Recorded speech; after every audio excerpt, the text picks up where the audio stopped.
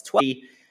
I hope you are hearing us well here on X and on YouTube.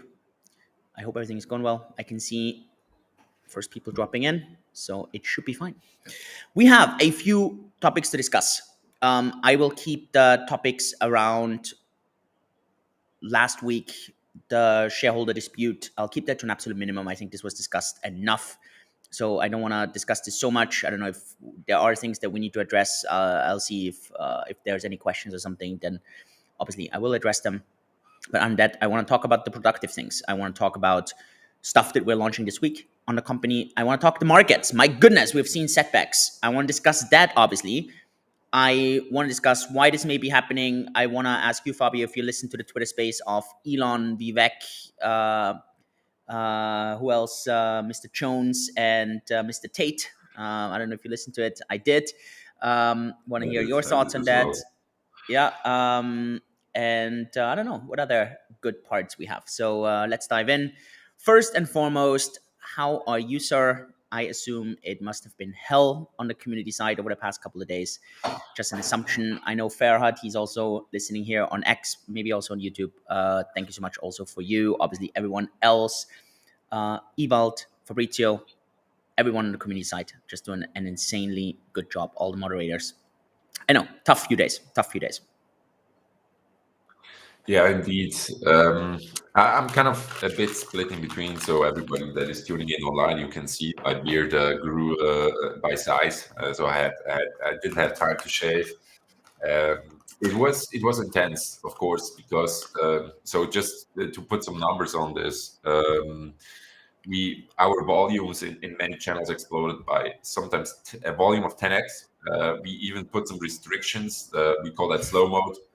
So you only are allowed to send, for example, one message every 5 minutes. So we, moderators and other community members have time to respond, and the chat is not just exploding into one big stream of unprocessable information. So we had slow mode on for quite a while, and there were many things that happened in instances like these. So you know how the crypto community is. That, for example, that Bitcoin maximalists don't go along with the XRP army and the other way around. And you have kind of these tendencies, these tribalisms, these camps. And one of the instances we experienced is that a community that doesn't really like us that much kind of posted the link to one of our chats in their chats. And we had like hundreds of people coming in trolling. And these, of course, are not nice experiences, not as a moderator, not as a community member, not as, let's say, your average Joe that just wants to ask a question in chat. So it has been challenging indeed. But here I want to reiterate that as well. Big shout out to Ferhat, to Ewald, to Fabrizio, to everybody from the team that is taking the time to join us on the front on Telegram. And of course, a big shout out to all of our moderators. It wasn't easy, but I would say the first 24 hours, especially when there was an article, I think back in Asia, when this one came out, the first 24 hours were the most intense. After that, Tell me about it. It was kind of slowing down. We have a lot of reasonable people as well, asking good questions. And now I think not really that we're back to normal, but it's definitely on the manageable side when it comes to volume. And also, so just to share this as well, our philosophy when it comes to censorship, because look, this bake channels and also some of the DeFiChain channel that I contribute to, these are centralized channels with community moderation. So we are censoring certain things there. We kind of have the living room rule. You can talk as you would in your living room with your friends and with your family. You can curse once in a while, but if you're really toxic, we are going to give you what we call a holiday. And we did pass on many holidays. Usually they start with 24 hours, they go up to 1 month. And we did give plenty of holidays to many people that were just unfriendly or unproductive or just toxic. So now I guess most toxic community members are on holiday, now the chat is actually pretty nice. If you, I think it's very reasonable at the moment. Yeah. I think the only thing I want to address there is um, I think the DeFiChain Labs account made a really good tweet, and I wrote to you, and I don't know, maybe you want to double down on that. I think this is such an important one. I think we've heard so much from my side, from the cake side, from bake side, but I thought what was really good was also to, and I want to double down on this here, that on the one hand, our customers understand that, and obviously the DeFi chain community who may also be listening in here understands that. Can you just basically double down or summarize what that tweet was? And I thought that was such a good tweet. Yes, maybe if I can, Matt or Clarence, whoever is hosting us on the Bake account side, if you can make me a co-host, I can pin the account to the Twitter space. While you are on that, so the tweet basically is a summary or a statement from a smaller subsection of. So there is DeFiChain Labs. It's a fairly new, let's say, it's not yet a completely autonomous organization, but it tries to be. It tries to be, and it's for now. It is basically a department of birthday research, or somewhat of a mini spin-off of birthday research, and it consists of I think 11 people in total, four on the marketing side and six on the engineering side. And the whole idea or concept around DeFiChain Labs is that this needs to be it's a fully autonomous, self-funded, eventually self-governed entity that supports and only supports DeFiChain. That is basically the goal. And we are in the process of making that happen. With many people, many stakeholders, many employees from the birthday research side, from the community side, some from Take Group that are involved in this as well. We are currently working out all the details and looking at all the options in how to make that happen. But already the team itself trying to act as if it already were self-funded and self-governed and everything. That's kind of the goal. Uh, and in that, the tweet, the summary of the tweet is basically unwavering support for DeFiChain. Nothing really changed. The core engineering team is still doing their daily work. The marketing team, the community team, everybody is just continuing on as if nothing happened. And look, what that I learned this from you and from Ewald, and it was a very good lesson that and it's focus on things that you can have an influence on. There are certain things that are currently going on in the ecosystem, or at the company level or at the market level, that I, as a person, cannot influence. And I have basically two options. I can sit there and worry the hell out of myself about these outcomes or about these potential things that are going on. But it's going to change. My worries are not going to change the outcome. But what I can do is I can focus on the things I actually can have an impact on. And that's basically what the DeFiChain Lab team did in that tweet. They said, look, we are going to focus on the things we can have an impact on. We're going to focus on the engineering work. We're going to focus on the marketing work. And we're going to keep doing what we do best and what we do every day, which is our job. And that's it is a bit of a thing. One thing to say it, one thing to actually practice it. And I sometimes with the practicing it, I struggle, but I try to kind of live up to that. To what I just said. So that's basically the summary. And I don't know, maybe Matt or Clarence, whoever is hosting the space, I'm just going to reiterate: if you can make me co-host, I could pin the tweet. I thought that was such a good point. I saw that tweet. I mean, I reached out. I thought it was good. Look, other than that, you will hear more and more from us. It doesn't matter if you're one of our regular cake or big customers. If you are an elite, you will see constant updates, constant progress. And as I had shared many times already over the past week, from everything I have seen and from everything I've heard and the analysis we did, there's very little merits to what u-zyn is sadly trying to do. And obviously, we're going to defend this, in my opinion, really well. I'm fairly confident that we're going to actually have a very strong upward and onward. And yeah, we let the lawyers do their work. They're the best at that. And I focus on what I'm good at, which is leading a company, building a company. And so that's, I think, the main focus. So let's focus on those things that we, on the one hand, either can control or that really matter. Let's talk a bit about the markets. Let's talk about what happened, and let's kind of preview a bit of the week. Let me set the stage, and Fabio, you comment on this. So we've seen on Bitcoin, Ethereum, especially. Let's focus on those two coins because I think DeFiChain has been very, obviously, dramatic over the last couple of days. And I think we're gonna have a separate space also on Saturday. Again, I joined the DeFiChain space on Saturday, so I'll join the DeFiChain space next Saturday or the coming Saturday. DeFiChain aside, but I think other than that, we've had. I just got a call in. I just need to mute that. Let's focus on Bitcoin and Ethereum. We have seen 8 weeks of green candles, and pretty much right after the 8th candle closed, we saw a significant sell-off. And right now we have sold off quite a lot.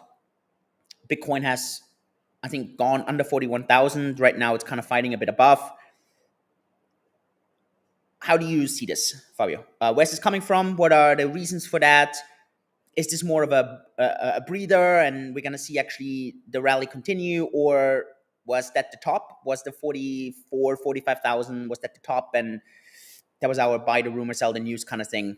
Comment a bit on that.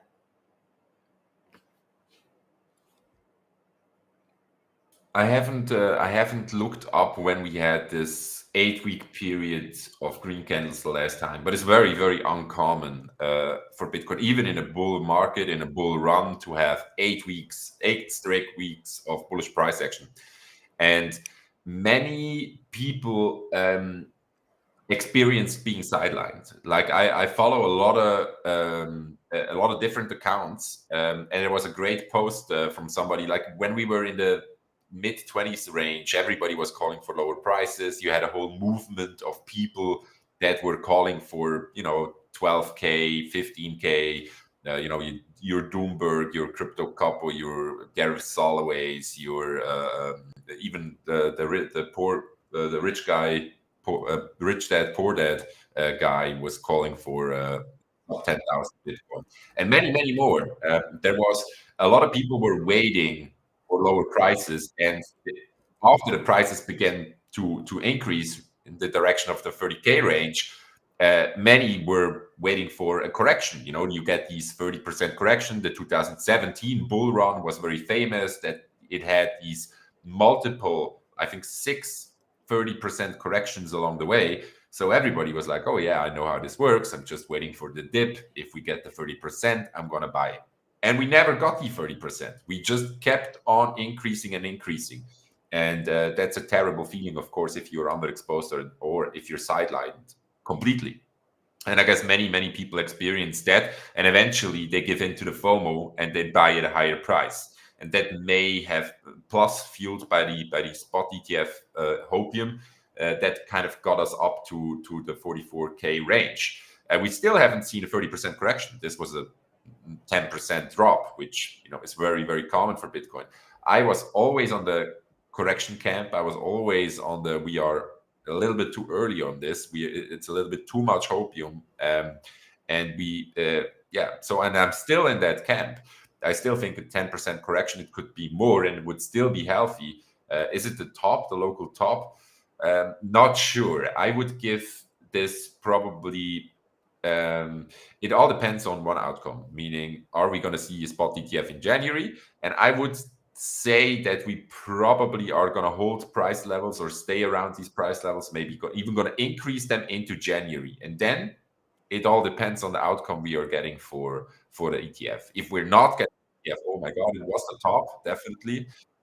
If it's going to be delayed, or even if they just straight up deny the applications, then this would definitely mean the local top. Sort of a front running of the halvening is similar to what we saw in 2019. But yeah, if we get the ETF, it's kind of hard to say. Is it buy the rumor, sell the news, or is it buy the rumor and buy the news? Because it's a super bullish event. It's kind of hard to say, and I'm not sure in what kind of camp I am. Well, yeah. What are your thoughts on the last few weeks of December into January? Do you have a similar expectation, or do you think we've all over the top? I do think that we're gonna see maybe a bit of a more sell-off. I mean, we have the CME gap at 39,000 something, and I really think we're gonna close that gap. And I hope actually we close that, because generally those gaps are, yeah, quite magnets. And normally, the longer these gaps are not closed, the more violent the move is afterwards. So I would hope that we see the closing of this gap. So another, I don't know, 3-4% down. I think this would be quite good. And then kind of see this renewed energy going up. Now, I saw these rumors where people said, I don't know, $1 billion of Bitcoin were sold, and was that the government or something? So I don't know if you've seen those rumors. To me, I'm not 100% sure about this. To me, there were a couple of points. I had mentioned them actually last week already, but yeah, especially over the weekend. We have seen those weak, those like a relatively strong unemployment numbers. So they're good actually for the economy. But that's not what the Fed wants to see. The Fed wants to see a weaker economy. So it's very likely that Powell on Wednesday is going to come out tomorrow and say, listen, guys, I know you're also optimistic about lowering rates, but we're going to try to keep rates higher for longer. And I think that was one of the kind of trigger points. So the question was not so much about why did we go down, it was way more about the when. And I think then you just always kind of look for the triggers, what happened there. But it could just be that there was maybe one person taking profits, and that kind of was a super big coincidence. I still believe we're going to see higher prices over the next month. I'm dollar cost averaging. I'm positioned myself long. I don't see really why the market would go down from here. Who is actually selling? Sure, maybe some people taking profits, maybe some profits going into altcoins. I mean, there's a lot of people now right now speculating that this is it for the Bitcoin dominance, and we're going to see other coins kind of going a bit up. Yeah, difficult to make predictions on that. So yeah, just a bit of my thoughts on that. What are the crazy stories you see in the community? Any kind of conspiracy theories on why the sell off? Have you seen what are the craziest stories and so on? Yeah, I think other than the whole stablecoin drama and of course the crypto pushback. So we saw Senator Warren and oh my God, I cannot remember the other two names. Munchin, Senator Munchin, and the other is the Senator. Oh, how is he called? An older guy, Nip Bitcoin in the butt guy. I think many of you will know who I'm talking about. They have actually submitted a bill to heavily regulate crypto, and they are all of them are very famous to be anti-crypto and blaming crypto for illegal activities and money laundering and all of the things that kind of were hot 4 or 5 years ago, and they are kind of stuck in time. But the thing that baffles me the most is, so I was actually a bit of a fan of Senator Warren's I don't know, 2016 or so. I've heard of her, and she was anti-banks and anti-establishment. She was actually going after, the bad actors of the great financial crisis and things like that. At least that's how I remembered her. And now she's actually in bed, or not in bed, but she's aligning with Jamie Dimon, the JP Morgan, which is completely the other way around. So it makes people wonder, and I saw that on the community conspiracy front, that if she's affiliating with the enemy now, where do her incentives lie? And for Brett Sherman, the Bitcoin in the butt, it was Brett Sherman, I think is his name, and his incentives are pretty clear. Like he's getting money from TradFi, from banks. He's basically a sponsored bank guy. And Jamie's agenda is also pretty clear on why he doesn't like crypto. But other than these things, I guess the main topics that I see in the community are the bulls against bears. Where are we in the cycle? and the ranges here from Crypto Capo to Moon Boys. And the other thing is still regulation. Lots of Binance talk still, because I think CZ he's somewhat free, but he cannot leave the United States. These are probably the main things that I saw last week, and of course everything that was discussed in Elon's Twitter space. Yeah, let's talk about that. Before we go to other crypto topics, let's talk about that. Maybe do you want to give the summary? Yeah, so for everybody that doesn't know Alex Jones, he's kind of the guy that all of this evolved around, and he was I don't know, very famous and up and coming during I don't know, mid, that's around 2015 until maybe 2019 or so. Maybe I don't know when exactly they canceled him. So he got canceled by the Matrix, if you want to say so. So they deactivated all his social media accounts. They deplatformed him everywhere, also on Twitter. And he's very famous for probably, if you want to give one guy the crown of tinfoil heads, so the king of conspiracies, it's Alex Jones. I mean, it ranges from drinking water makes the frogs gay to denying school shootings to COVID stuff to everything. Like and some people love him, some people hate him. I'm personally on the camp. He's one of the most entertaining persons to listen to ever. Like if you listen to, for example, a Joe Rogan podcast episode, which is probably a good entrance into Alex Jones's world, he's very entertaining. Not everything he says is right. He uses a lot of drama, tonality, and words to, I don't know, paint pictures, let's say. So yeah, and he got reinstated on Twitter. Elon said he put out the vote. He asked the people, "You want to have Alex Jones back on Twitter?" People said yes, like 65, 70%. And he came back in a Twitter space together with Andrew Tate, the most Googled man in 2019 that has recently been to prison in Romania. And Elon Musk was there, and Vivek, I cannot pronounce his last name, but the presidential candidate. And it was a heavy space. Definitely worth listening to. There is like a 90-minute recording that Elon posted. And maybe just to tease a few things, Alex Jones made several statements on the things that got him canceled. And I think it's the first time ever that we could hear a presidential candidate forgetting to mute his microphone and peeing. you could. But it was quite natural. I thought he was quite thing like we're all human. I thought, yeah. Yeah. It was, and he gave a great comeback. I think Elon asked him, "How do you feel?" He said, "Oh, I feel great," or something like that. So it wasn't that relieved. Yeah, bad. something. Yeah. No, I thought.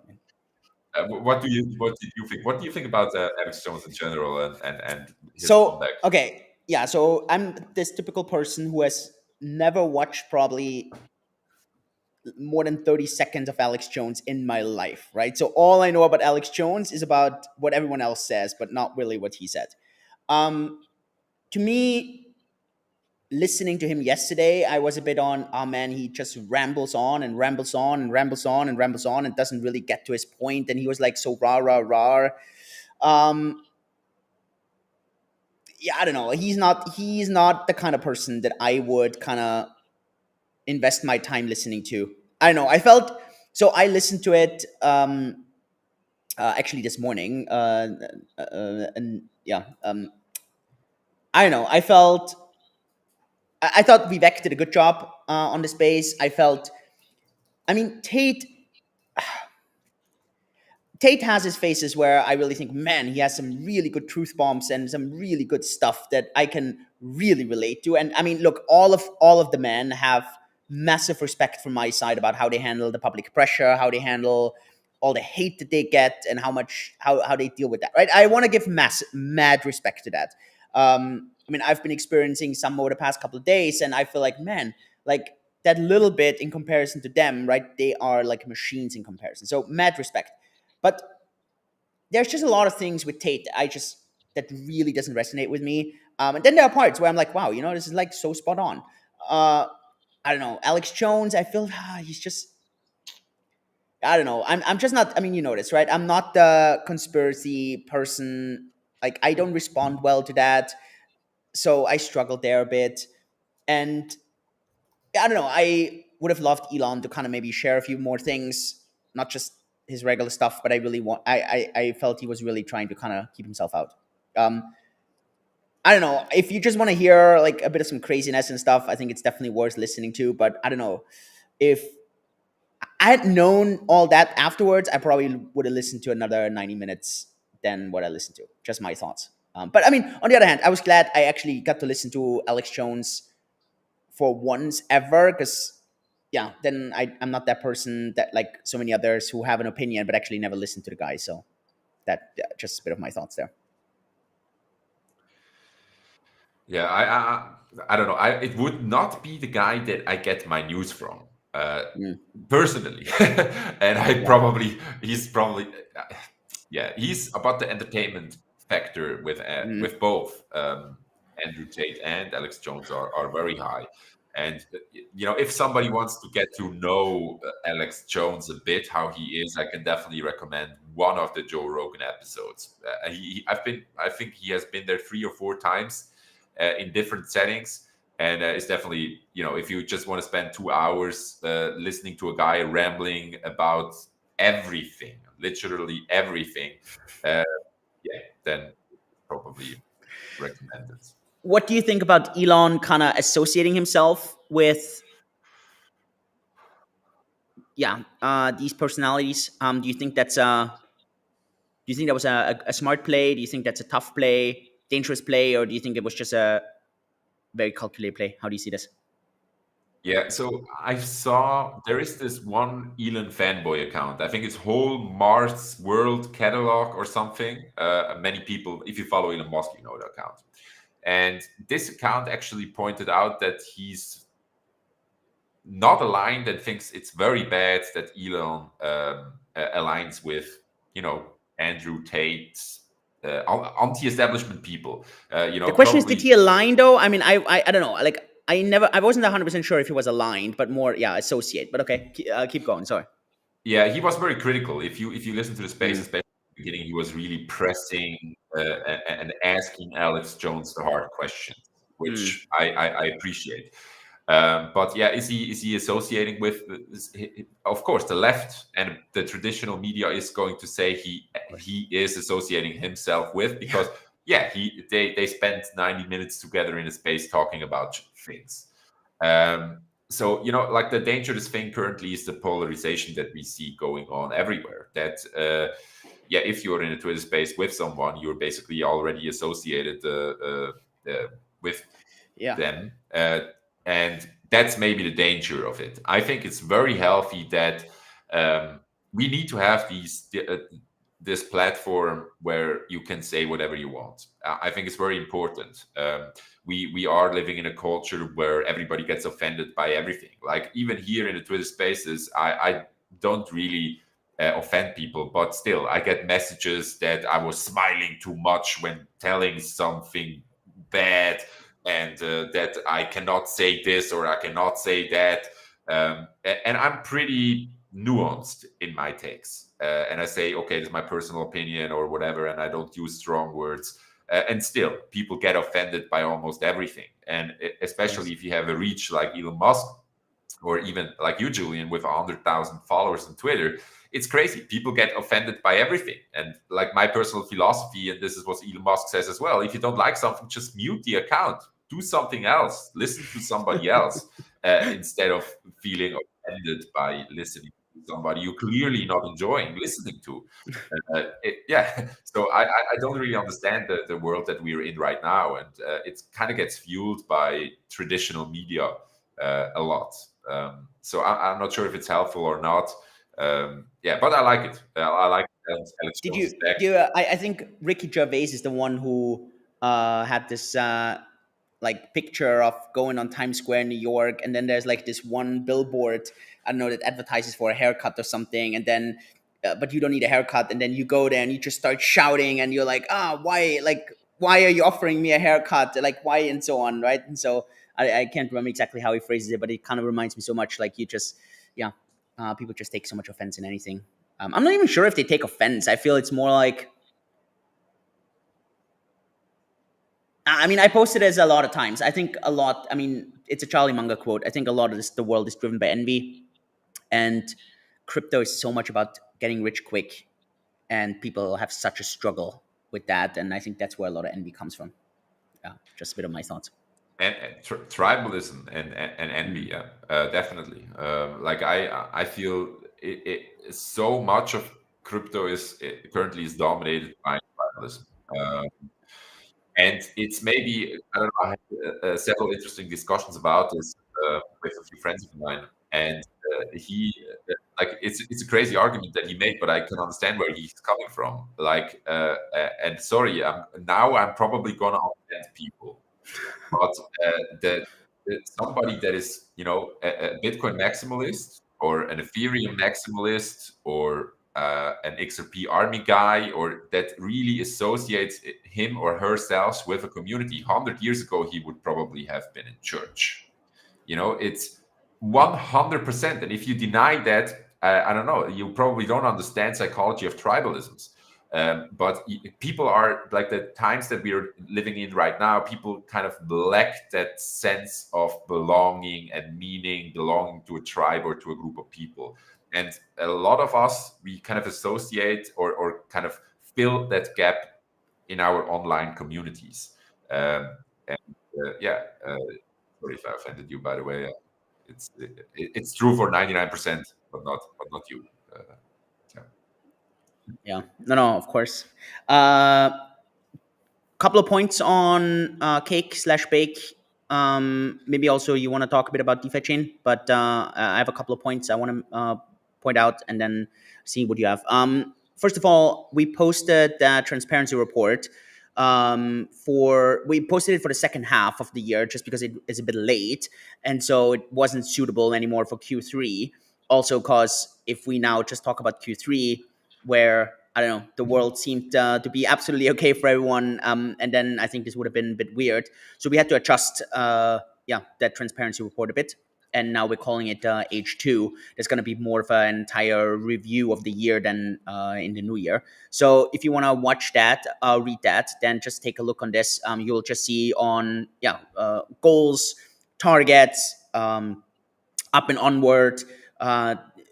Really to kind of show you as a customer and as one of our users, that sure, I get that some of you may be a bit shaken of what's happened in the past couple of days and weeks, but that actually the exact opposite is the case. We're building, we're growing, we are really focused, and I think that's an absolute key thing. Now I get it. Sometimes people try to make things in a way that they're not, so don't get discouraged by that. Focus on the underlying facts. I want to double down a couple of points here. First, sometimes I see where people try to cause fear and say, hey, coins on Bake are not backed one for one. I want to be very, very clear. You can actually check this yourself. All our coins are backed one for one.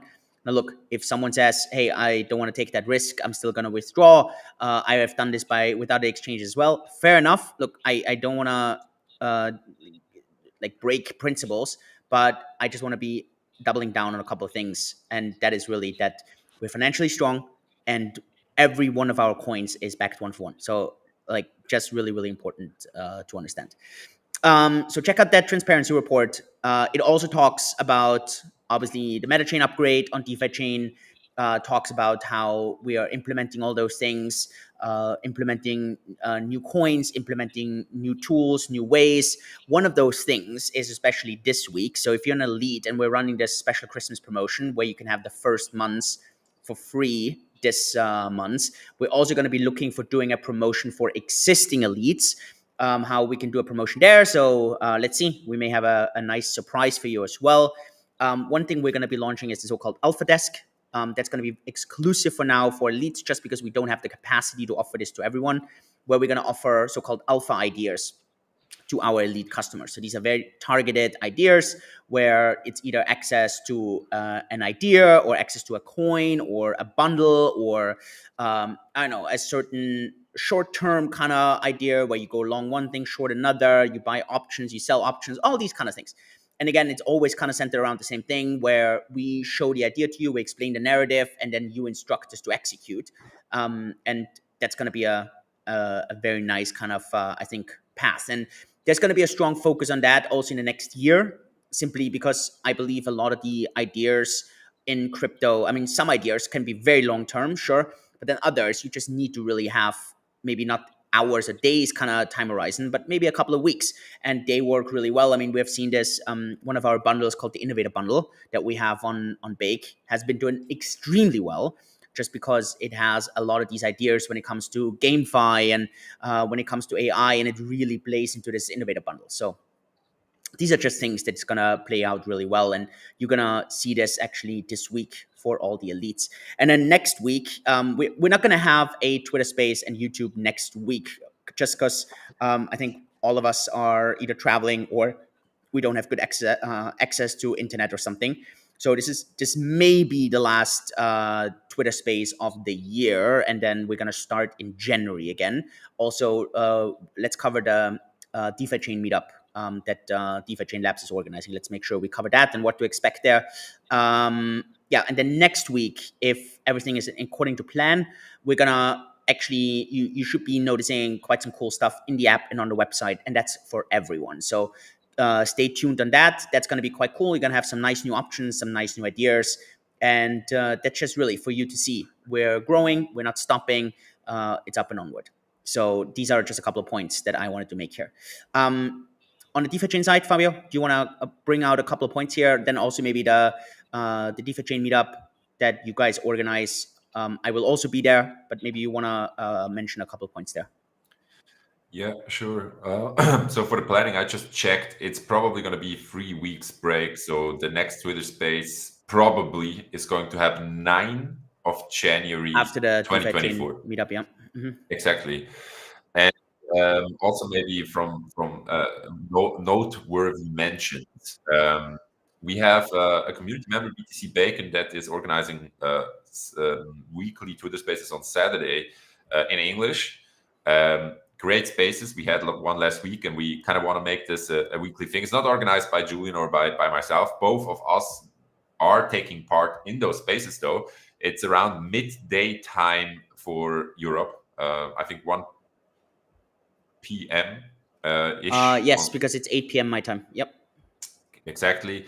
So we had one last week. We're going to have one this week. BTC Bacon, a community member based in Mexico, is organizing them.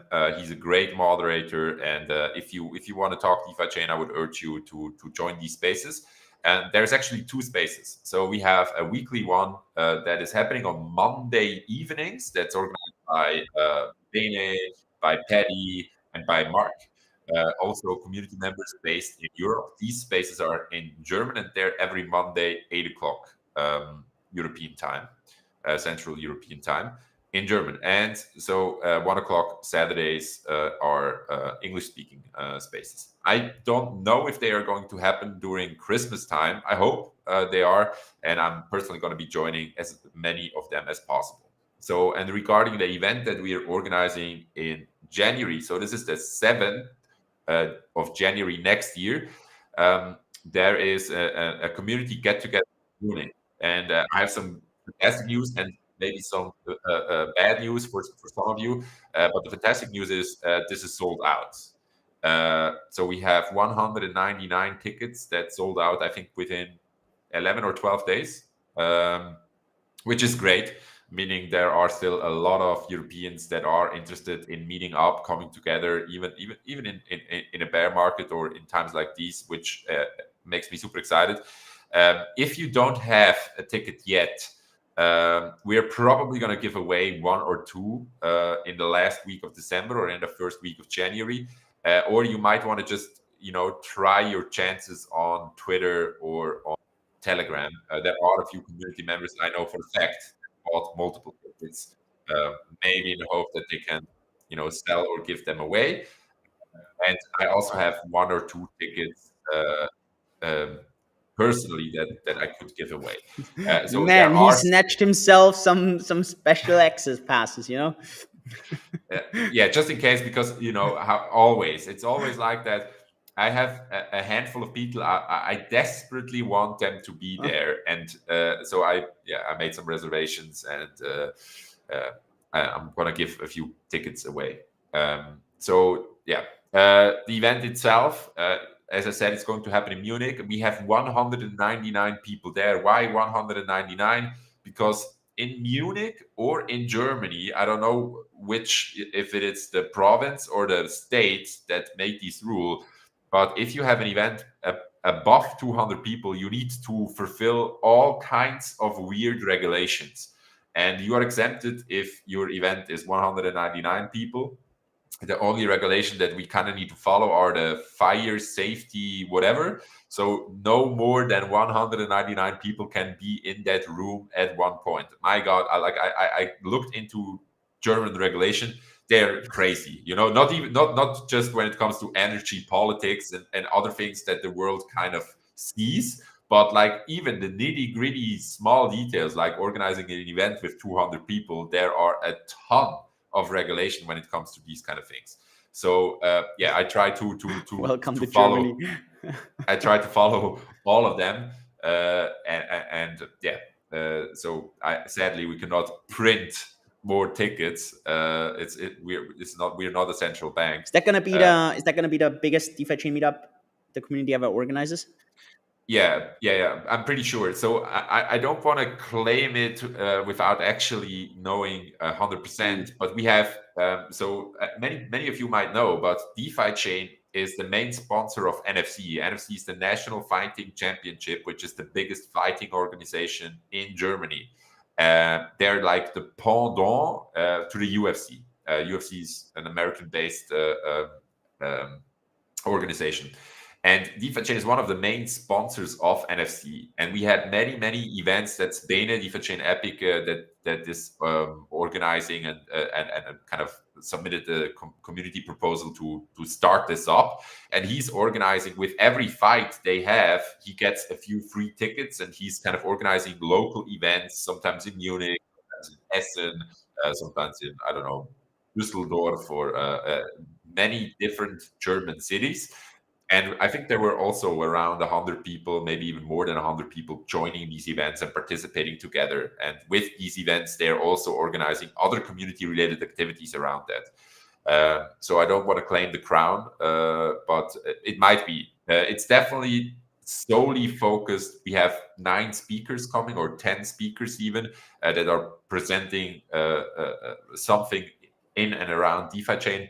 So it's going to be a fantastic event. Definitely reach out on socials if you haven't scored a ticket yet and you want to come. Yeah, look, and I get 2 questions. The question is, are you coming, like Julian? And yes, I have absolute plans to come. And is u-zyn coming? And look, I don't want to speak for u-zyn, so please drop him a DM on Twitter, or if you have his email or something, just write him a message and ask him. I highly doubt he's coming. So, but again, I'm not speaking for him. So please, it's absolutely useless if you ask me, because I'm not u-zyn. You can reach out to him directly, please. So yeah. I'm looking forward to that. It's going to be a good start. I think I think it's going to be a good kind of from the bottom. I think we're going to have. I mean, 2023 for DeFiChain was insanely tough. I have some really good feeling for 2024. It's. I think community is strong. Everyone got weeded out a bit. That's good. I'm looking forward to that. Yeah. Werner here asks, what's the main reason to buy DFI? To be honest, I actually think, right, the fundamentals for DFI haven't changed one bit at all, the exact opposite. So I think if you have always been interested in buying DFI, now the price went down, value should have stayed exactly the same. I see, actually, it's super interesting. So yeah, just my thoughts. I need to get out relatively on time today. Sorry that we're cutting a bit short, but also I think time-wise it fits. Are there any final things that we need to kind of address here, mention here, that we haven't addressed?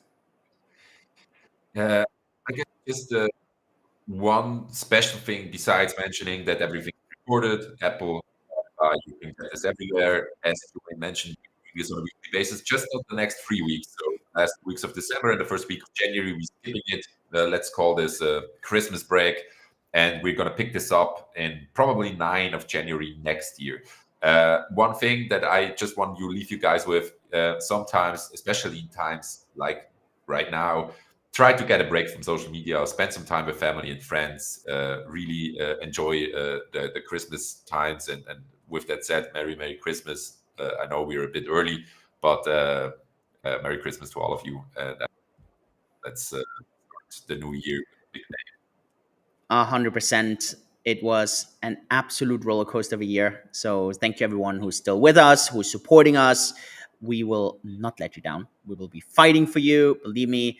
And yeah, can't wait for our next space in the new year. Can't wait to meet so many of you in person in Munich. You'll definitely hear me in the meantime on Twitter or on YouTube and so on. So we're definitely gonna have more stuff to share. So thank you so much, everyone. Very much appreciated, Fabio. Thank you so much. Have a beautiful rest of the week. Stay healthy, stay safe. Good fortune. See you next time.